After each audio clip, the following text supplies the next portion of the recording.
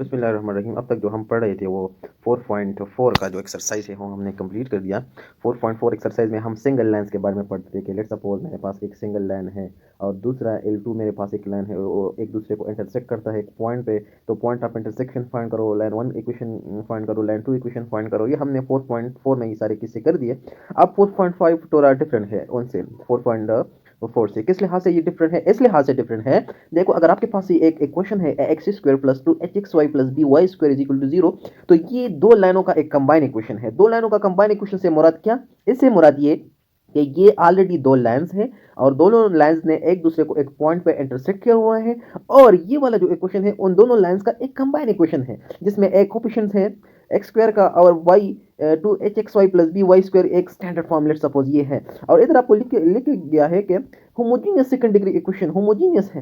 Homogeneous से मुराद के दोनों लाइनों का ये एक कंबाइंड इक्वेशन है। सेकंड डिग्री मतलब दो लाइन अगर है तो ये डिग्री 2 है, लिहाजा ये इधर लिखा every homogeneous second degree equation is x square plus 2hxy plus b y square is equal to 0 represent straight lines through the origin.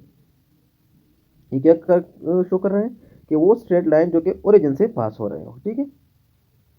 अच्छा, अब देखो consider the equation y is equal to m1x। Let's suppose equation 1 का standard form है। Let's suppose एक line है y is equal to m1s का slope है और एक ओरिजिन से गुजर रहा है, और ये दूसरा लाइन है जो कि ओरिजिन से गुजर रहा है, उसका स्लोप m2 है। अगर मैं इसको रीअरेंज करूँ, मतलब ये कि मैं y को इधर लेके आऊँ इज इक्वल टू की इस तरफ, तो आपके साथ ये बन जाएगा, और इधर अगर मैं y इज इक्वल टू की इस तरफ लेके आऊँ तो ये बन जाएगा।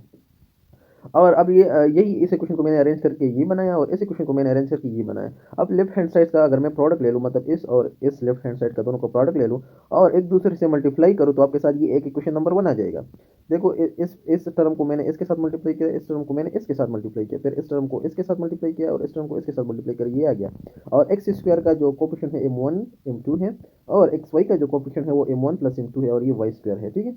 और अबव जो होमोजीनियस इक्वेशन है ये देखो x square plus 2hxy plus b y square, ये एक होमोजीनियस इक्वेशन है।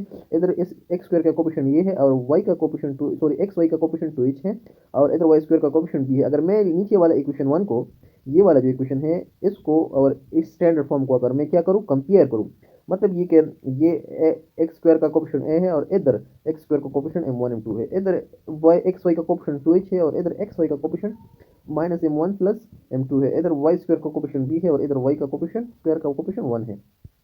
तो क्या करूँ मैं, लेट सपोज ये स्टैंडर्ड फॉर्म को मैं ले लूँ, स्टैंडर्ड फॉर्म इक्वेशन को मैंने ले लिया और उसको बी स्क्वायर पे डिवाइड कर दिया, सॉरी बी पे डिवाइड किया। सारे इक्वेशन को मैंने किस पे डिवाइड किया, बी पे, क्योंकि इधर हमें इसके साथ कंपेयर करना है। इधर वाई स्क्वायर का कोफिशिएंट 1 है और इधर वाई स्क्वायर का कोफिशिएंट बी है, तो मैंने इसके कोफिशिएंट को भी 1 के बराबर लेके आनी है, ठीक है।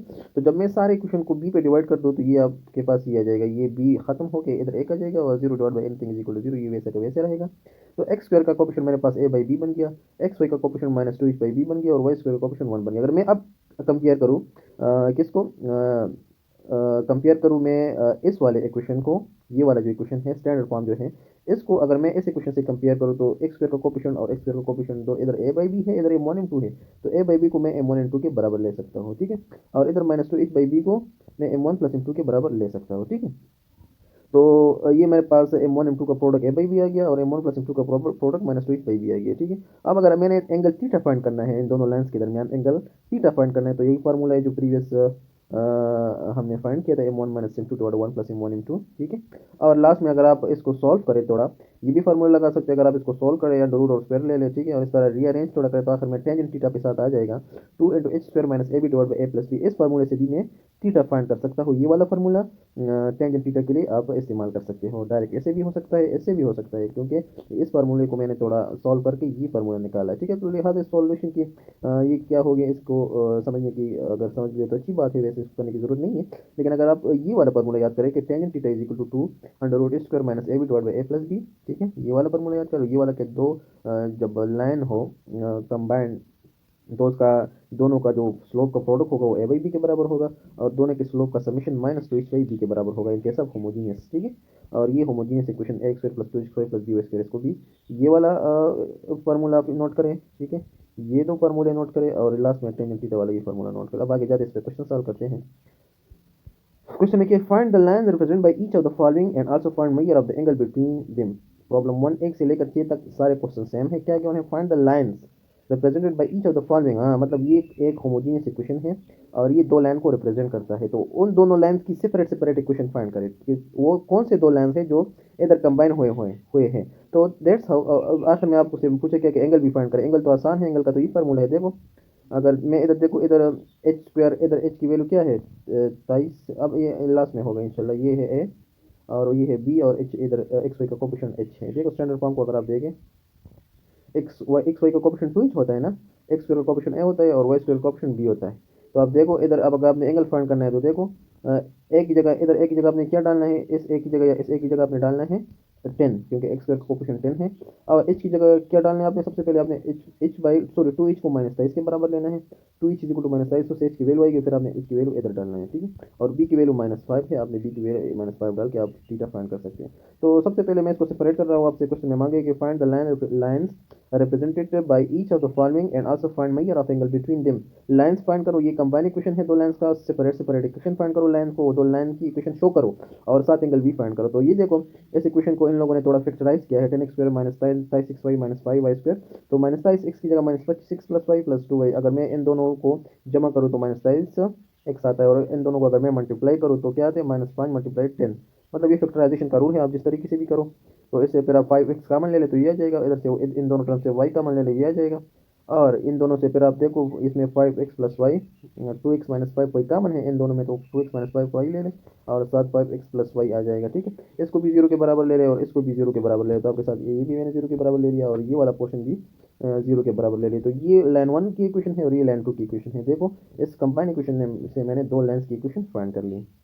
अब मैंने एंगल फाइंड करना है, तो एंगल का तरीका क्या है, मैं स्टैंडर्ड फॉर्म लिखूंगा इक्वेशन का, a square plus 2 x y plus b y square. इधर ए, अगर देखो मेरे पास ये इक्वेशन क्यों है ना, तो इधर ए 10 हो गया, ठीक है, -23 टू एच के बराबर है, तो इसे मैं एच की वैल्यू फाइंड कर दूंगा, ठीक है, एच की वैल्यू -23/2 आ जाएगा। और इधर बी वाई स्क्वायर का जो कोफिशिएंट है वो बी है ना, तो ये -5 हो जाएगा, क्योंकि ये हमारे पास स्टैंडर्ड इक्वेशन ये है। ये स्टैंडर्ड इक्वेशन को अगर मैं इस स्टैंडर्ड इक्वेशन को और इसको कंपेयर करूँ तो मेरे पास ए, एच और बी की वैल्यू ये आ जाएंगे। तो अब टेन थीटा का फॉर्मूला ये है, 2 × स्क्वायर माइनस ए डिवाइड ए प्लस बी। एच की जगह आप -23/2 डाल लो, ए की जगह आप डाल लो 10 और बी की जगह आप डाल दो -5 divide by a plus b, a की जगह 10 और बी की जगह -5, तो ये आपको रीअरेंज होकर आपके साथ क्या जाएगा 27/5। Tangent theta is equal to 27/5। Theta को इधर छोड़ दे, टेन को इधर लेके टेन वर्स हो जाएगा और 10 वर्स 27/5 29 डिग्री 31 सेकंड के बराबर। Hence acute angle between the lines, ये एंगल आ गया। अब ये कैलकुलेटर का काम है। तो आपने थीटा भी फाइंड कर लिया और दो लाइन्स को सेपरेट भी कर लिया, जो आपके साथ लाइन 1 ये है और लाइन 2 ये है। तो बाकी भी डू योर सेल्फ खुद करें इसको। क्वेश्चन नंबर 4 भी इस तरह है। एक क्वेश्चन गिवन है, आप इसको फैक्टराइज करें। तो फैक्टराइज 3x की जगह मैं ये दो लिखूंगा, तो ये अगर इसको मैं जमा कर दूँ तो ये आता है, और इन दोनों को मल्टीप्लाई करो तो इन और इसके कोफिशिएंट के मल्टीप्लिकेशन के बराबर आता है, ठीक है। फैक्टराइजेशन का रूल है कि आपने किसी भी क्वाड्रेटिक इक्वेशन को फैक्टराइज करना होता है, ठीक है। तो इसको आप फैक्टराइज करें तो ये हो जाएगा, इनकी जगह आप ये दो लिख दें, फिर इससे आप एक्स कामन ले लें इस टर्म से तो ये आ जाएगा, इस टर्म से आप -y कामन ले लें तो ये आ जाएगा। अब इन इसमें 2x प्लस 5 वाई कामन है, तो इस सारे इक्वेशन से 2x प्लस 5 वाई कामन ले लें और x माइनस वाई, तो ये आ जाएगा। इसको जीरो के बराबर ले लें तो ये, और इसको जीरो के बराबर, तो ये मेरे पास लाइन 1 है और ये लाइन 2 है, तो मैंने लाइन को सेपरेट भी कर दिया। अब आपने अगर थीटा फाइंड करना है तो इसमें a2 है, एच आ जाएगा आपके पास 3, क्योंकि इधर स्टैंडर्ड फॉर्म में 2h होता है ना, तो एच आ जाएगा 3/2 और बी आ जाएगा -5। देखो जिस तरह 3/2 स्टैंडर्ड फॉर्म के साथ मैंने कंपेयर कर लिया, तो ये आ गया। और आप टेंजेंट थीटा के फार्मूले में डालें, एच की जगह ये डाल दें 3/2, ए की जगह आप डाल दें 2 और बी की जगह आप डाल दें -5 divide by a plus b. A और बी को अगर आप जमा करें तो ये, तो आपके साथ टेंजेंट माइनस टेंजेंट थीटा सब तो 3 आ जाएगा। और जब टेन के साथ माइनस आ जाए तो माइनस टेंजेंट थीटा की जगह आप लिख सकते हो tan 180 माइनस थीटा।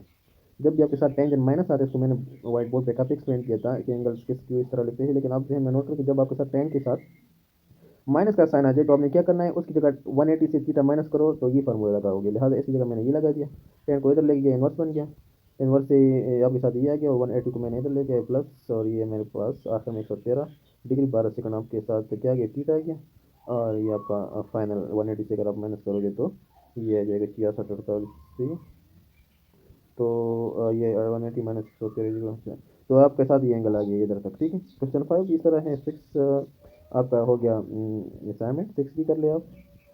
7 की तरफ आते हैं। Find a joint equation of the line through the origin and perpendicular to the line x² - 2xy tan alpha - y²। Find a joint equation of the lines दो लाइंस का joint equation find करो through the origin, जो origin से pass हो रहे हो, and perpendicular to the lines, और इन दोनों लाइंस के साथ परपेंडिकुलर है। ठीक है, दो लाइंस हैं ओरिजिन से पास हो रहे हैं, उसका आप कंबाइन इक्वेशन फाइंड करो, और कंडीशन ये है कि वो दो लाइन इस वाली लाइन के साथ क्या है, इस वाली लाइंस के साथ परपेंडिकुलर है।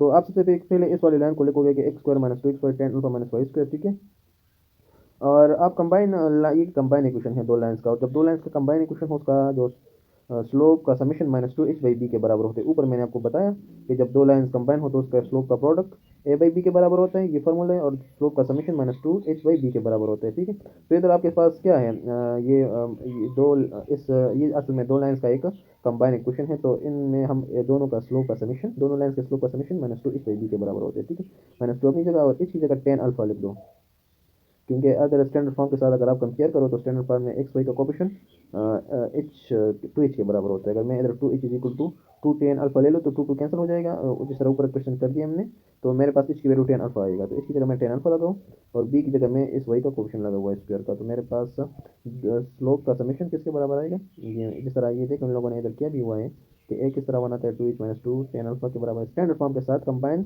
इक्वेशन के स्टैंडर्ड फॉर्म के साथ इन लोगों ने कंबाइन करके ये कॉन्स्टेंट की वैल्यू निकाल दी। तो दोनों स्लोप का जो समेशन है वो माइनस टू टेन अल्फा आता है, और दोनों स्लोप का प्रोडक्ट ए बाई बी है। इस इक्वेशन में देखो ए आपके साथ क्या है, एक का इसका कोफिशिएंट वन है और बी मतलब वाई स्क्वायर का कोफिशिएंट माइनस वन है, तो मैं ए बाई बी से दोनों स्लोप के प्रोडक्ट भी वन निकाल लूँगा, तो summation minus two tan alpha आ गया और प्रोडक्ट वन आ गया। ठीक है, no slope of lines perpendicular to given line are m minus one over m one m minus one over two, तीन दिया इक्वेशन। अच्छा, तो आपको क्वेश्चन में ये गिवन था कि ये जो लाइन है, दो लाइन जो ओरिजिन से पास हो रहे हैं, उस लाइन का वो स्लोप, उस लाइन का स्लोप इन के स्लोप के साथ क्या है, वो इन लाइन के साथ परपेंडिकुलर है। ठीक है, सही, तो अगर परपेंडिकुलर है तो उसका क्या होगा, अगर दो लाइन परपेंडिकुलर हो तो उसका प्रोडक्ट किसके बराबर आता है, माइनस वन के बराबर आता है। ठीक है, तो हम अब आगे चलते हैं। अच्छा, तो अब आपको क्वेश्चन में गिवन है कि जो लाइंस है वो परपेंडिकुलर है आपके इस लाइन के साथ। Now slopes of lines perpendicular to given line.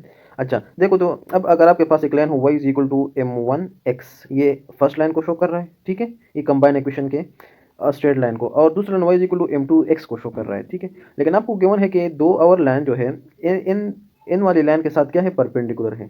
तो अब अगर आप लिख दे y is equal to m one x line one की इक्वेशन, इस कंबाइन इक्वेशन में जो लाइन वन है, और y is equal to m two x a second line को अगर आप लिख ले, लेकिन आपको कंडीशन गिवन है कि दो जो स्ट्रेट लाइन ओरिजिन से पास हो रहे हैं वो क्या है, इन कंबाइन दोनों लाइन के साथ के परपेंडिकुलर है। जब परपेंडिकुलर है तो आपको पता है, तो उसका जब दो लाइन परपेंडिकुलर हो तो m one dot m two minus one के बराबर होता है। ठीक है, तो इधर जो एम वन है फर्स्ट लाइन का, तो मैं इसको m one dot second m one is equal to minus one के बराबर लेता हूँ, तो इस इधर जो एम वन होगा plus m one straight line में, उसकी जगह आप माइनस वन और एम वन लिख ले, क्योंकि m one dot m two is equal to minus one, तो एम वन की जगह आप क्या लिखिए minus one over m one, और दूसरी लाइन में इस तरह m two dot m two is equal to minus one, और एम टू की जगह इधर माइनस वन ओवर एम आ जाएगा। ठीक है, इधर असल में एम है, एम वन है, इधर एम टू है प्लस में, लेकिन अगर ये इस लाइन के साथ दूसरी लाइन परपेंडिकुलर है तो उसकी जो परपेंडिकुलर कंडीशन है वो लगाएंगे। ठीक है, वही फार्मूला है, अगर आप थोड़ा प्रैक्टिस करें इस पर, तो इसको मैं इधर लेके आओ तो एम वन वाई बन जाएगा minus x m x plus m one y, ये मेरे पास फर्स्ट इक्वेशन, इसको मैं मल्टीप्लाई करके मेरे पास सेकंड इक्वेशन। तो इसका जो जॉइंट इक्वेशन होगा, तो इस दोनों का इस दोनों का प्रोडक्ट ले लें, इन दोनों का प्रोडक्ट ले लें, और इस तरह एक दूसरे में मल्टीप्लाई करें। मल्टीप्लाई के बाद आपके साथ एक्स स्क्वायर का कोफिशिएंट वन आ जाएगा, एक्स वाई का coefficient minus two h by b आ जाएगा, और वाई स्क्वायर का कोफिशिएंट ए बाई बी आ जाएगा। ठीक है, अब इसको मैं अगर स्टैंडर्ड फॉर्म के साथ कंपेयर करूँ, या इस तरह करूँ, मैं इस सारे क्वेश्चन को मैं बी से मल्टीप्लाई कर दूँ तो इधर बी आ जाएगा, ई बी कैंसिल, या और ये बी ई बी कैंसिल, तो ये आपके पास एक इक्वेशन आ गया। तो ये वो इक्वेशन है कंबाइन इक्वेशन दो लाइंस का। ठीक है, तो find a joint equation of the lines through the origin and perpendicular. अच्छा, ये वो लाइंस है, जॉइंट इक्वेशन है उस लाइन का जो ओरिजिन से, दो लाइन जो ये वाला लाइन और ये वाला लाइन जो ओरिजिन से पास हो रहे हैं और परपेंडिकुलर है इस लाइन के साथ परपेंडिकुलर है। ठीक है, इस लाइन के साथ परपेंडिकुलर है, लिहाजा इस लाइन की इक्वेशन में हमने ये चीज़ लगा दी। ठीक है, क्वेश्चन नंबर 9 है, find the area of the reason bounded by this and this. ये दो लाइन है, कंबाइन लाइन का इक्वेशन, मतलब दो लाइन ये है और ये सिंगल लाइन है, मतलब तीन लाइन मिल के, तीन लाइनों ने मिल के एक क्या बनाया हुआ है, ट्राइंगल बनाया हुआ है। ठीक है, और इन तीनों लाइन ने अगर ट्राइंगल बनाया हुआ है तो एरिया ऑफ ट्राइंगल फाइंड करें। Find the area of the region, इस दोनों ने जो रीजन बाउंड किया हुआ है उस रीजन का आपने क्या फाइंड करना है, एरिया।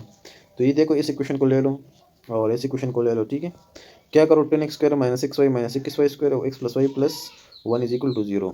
तो इन लोगों ने क्या क्या हुआ है, इन लोगों ने इस इक्वेशन को फैक्टराइज किया है। फैक्टराइज का क्या मतलब, माइनस एक्स वाई की जगह इन दोनों वैल्यू को लिख दिया और फिर इधर से 5, इस टर्म से 5x को कॉमन ले लिया तो ये आ गया आपके साथ, और इस टर्म से 7y को कॉमन ले लिया, ये आ गया। ठीक है, तो आपके साथ 2x माइनस 3y कॉमन है तो सारे क्वेश्चन से 2x माइनस 3y को कॉमन ले लो और आपके साथ ये रह जाएगा। ठीक है, अब देखो इसको भी 0 के बराबर ले लो, इसको भी 0 के बराबर ले लो। ठीक है, तो आपके साथ ये दो लाइन्स को सबसे पहले हमने एक एक लाइन में स्प्लिट कर दिया, ये लाइन 1 लाइन 2 ये लाइन 3। ठीक है, और ये लाइन 1 आ गया आपके साथ, लाइन 2 आ गया और लाइन 3 आपके साथ आ गया। तो अब ये एक ट्राइंगल है, इसका एरिया आप किस तरह फाइंड कर सकते हो, area of triangle is equal to 1/2, ऊपर x1 नीचे x2 नीचे फिर x3 फिर y1 y2 y3 और फिर 1 1 1। तो आप एरिया ऑफ ट्राइंगल को फाइंड कर सकते हो। क्या लोगे, एक ट्राइंगल ले लो, इसे ट्राइंगल का जो फार्मूला है इस क्वेश्चन में भी, क्वेश्चन 14 में भी सॉल्व है, लेकिन आप खुद करो। देखो ये वाला x1 शो कर रहा है, ये x2 ये x3, x का कोफिशिएंट 1 है वो x3 हो गया। ठीक है, ये y1 ये y2 और ये y3, इसका कोफिशिएंट ये y1 और साथ 1 1 1 लिख दो तो आपके साथ क्या आ जाएगा, एरिया ऑफ ट्राइंगल आ जाएगा। तो ये 4.5 का जो एक्सरसाइज है ये भी खत्म हो गया। इंशाल्लाह नेक्स्ट लेक्चर में मिलते हैं। 4.5 ख़त्म, नेक्स्ट लेक्चर में 6 चैप्टर 6 स्टार्ट करेंगे इंशाल्लाह। ओके।